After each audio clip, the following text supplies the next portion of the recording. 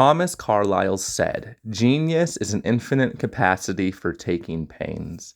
In life, we are always making subconscious micro-calculations about whether or not a certain task is worth our time and attention at that moment, which would explain why sometimes we lack patience for specific tasks, despite knowing that we need to do them, because our time, attention, and effort are all very valuable and finite.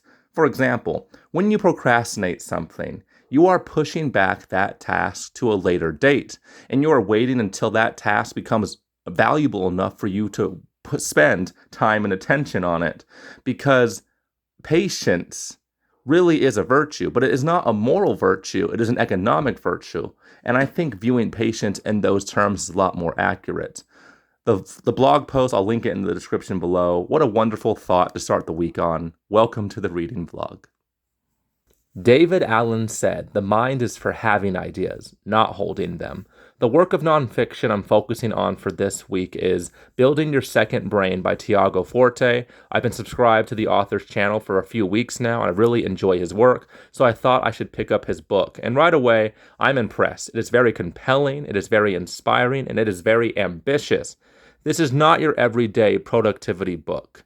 It's about building a second brain. And what is a second brain? Well, from what I can understand at this point in the read, I'm about 20% in. A second brain is a database of sorts, preferably digital, where you put all the important information you encounter in your day-to-day life, whether it's important for your work or your personal life, and you put it together in one database, one second brain that you could go back to at any time and get the information that you are looking for. It just saves you a lot of time, because our brains, they are masterpieces of evolution. They are miracles, but they're not the best databases. They don't remember things perfectly. So you create a second brain that has all the information that you need that you could refer to for future dates. Our brains weren't meant to be storage units. They are meant for problem solving, for creativity, for imagining. So taking some of the mental load off your brain and putting it into your second brain supposedly should make your life a lot easier to live and make you a lot more productive. I'm not just reading nonfiction this week. I've been reading a lot of nonfiction. I'm not quite sure why. One of my goals for this week is to read several volumes of Death Note. I've been reading Death Note for several months, but I want to finish that late June, early July, so that way I'll be free to Attack on Titan and finish Attack on Titan before the summer is out, and that way I could have a lot more free time, a lot more focus to tackle several other smaller manga series and continue my manga education. I'm really enjoying manga, and I really want to be doing some more manga content on this channel. I'm still going to primarily be reading books, but manga content, that's forthcoming. It's definitely going to get done. I'm not just reading manga and nonfiction this week. I'll also be reading Malice. I probably won't finish it. It's a big boy. I'm about that far into it. Lots of pages. It's good. It's pretty vanilla, though. It's a coming-of-age fantasy. It kind of bridges the gap between modern fantasy and classical fantasy. Coming-of-age, the two point-of-view characters, the primary point-of-view characters, there's many, are Veritas and Corbin. Corbin's a little annoying, a little immature, but he has promise. Veritas, I can't stand him as a point-of-view character. I want to get Malice out of the way because I really want to read Nation by Terry Pratchett. This is considered to be one of Terry Pratchett's best novels outside of Discworld. I mentioned it briefly on my video, 10 standalones to read before 2025. Yes, I want to finish Malice so I can finally read this. I'm hoping to get into Nation next week. So if I don't mention Malice in the reading vlog, it's because I don't come across anything interesting, and I've already talked about it several times. But if I come across anything interesting that I want to talk about, I'll mention Malice. Whatever your cause, lies are a coward's way, and they are like poison. They bring death, death of trust, death of honor, death of respect. Two things, truth and courage. Elyon gave us the power of choice. Choose those two and they will see you through. Truth and courage. That constantly shows up in Malice. I've seen it like 4 or 5 times so far.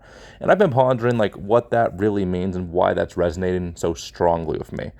We're all taught when we're little to tell the truth. Usually, telling the truth takes courage because when you tell the truth, there's usually consequences tied to telling the truth. That's why it's a dilemma. But I think one reason why this quote is resonating so strongly with me is that I remember this TV show that I watched in high school. Maybe you guys watched it too. It was called Lie to Me. It's basically about human lie detectors. They help solve crimes and whatnot. And because it's an office full of people who know when you're lying, there was one character who lived by this philosophy of radical honesty. Whatever he was thinking or feeling, he would just say it. He wouldn't omit anything. He wouldn't lie about anything. This led to a lot of entertaining scenes because he would say something that's wildly inappropriate, but, he's just telling the truth. It was never malicious, but that's how he lived his life, and his coworkers accepted that. Obviously, you can't live your life in this way. It would be catastrophic for your social life because we all have a lot of negative things on our mind that we don't say out loud because that is proper. But I've always thought that this concept of radical honesty was a really neat idea, and it's had a very profound effect on me. I think I'm an honest person. I've been known to tell the truth at a personal cost, but honestly, I don't really see it as a form of courage or as a holier-than-thou type of thing. I just don't like the person I see in the mirror when I lie. So I guess in some ways my honesty is selfish because I just can't handle the weight that comes with lies. Perhaps that's something from my upbringing. And that's not to say that I don't think lying is ever permissible. I used to think the world would be a better place if we couldn't lie, if I'm being honest. But as I grow older, I'm starting to believe differently. I've seen people use honesty as an excuse for cruelty. They'll say something incredibly hurtful and then use the whole "I'm just being honest" excuse. I've always hated that. I've seen people lie to protect their loved ones, to protect their feelings, to spare them from pain. That's understandable. That's sometimes justifiable if it doesn't lead to a greater pain down the line. I guess what I'm just saying is there's a place in life for lies, but I'm not sure where I draw the line. What do you think? One of the main reasons I'm finding building your second brain so compelling is because ultimately, building your second brain is about saving time and being more productive. And I'm all about saving time, being productive, freeing up a lot of mental energy to fulfill all the things you want to get done in your life. I'm a very productive person. I'm a very disciplined person. I do good in my job. I do good with my family. And I can read a lot. I read 100 books a year the last several years, and that's not too difficult. I don't waste a lot of time, compared to other people. But whenever I reach the end of the year, I think about all the hours I wasted, all the hours I lost trying to find information, trying to do certain things because I don't have systems in place.